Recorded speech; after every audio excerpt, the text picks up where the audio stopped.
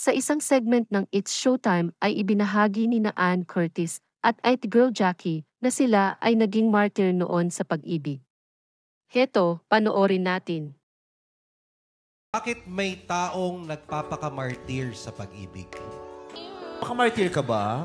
Oo. Anong ginawa mo? Once in my life. Anong ginawa mo? Paano mo nasabing, ay, nagpakamartir ako sa point na yun?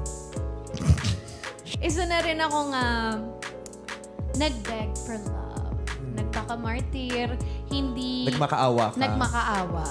Oo. Tapos nag-stay kahit nasasaktan? Yes, ganun. Nagpakamartir. Kahit na masakit, pipiliin mo at pipiliin mo pa rin siya nung time na yun. Ano namang ginagawa sa ino?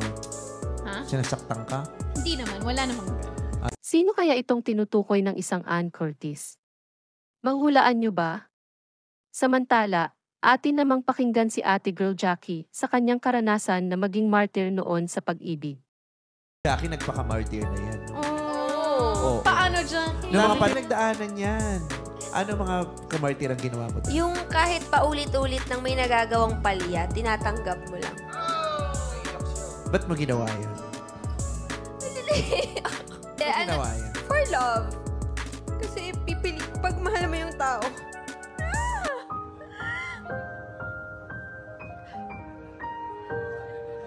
Nagsisihan mo yun? Hindi. Kasi nung time na yun, gusto ko namang gawin yun eh. Yun yung magpapasaya sa puso ko. Kasi mahal mo eh. Pag nilabanan mo yung nararamdaman mo, di niloko mo lang yung sarili mo. So, nagpakatotoo lang ako.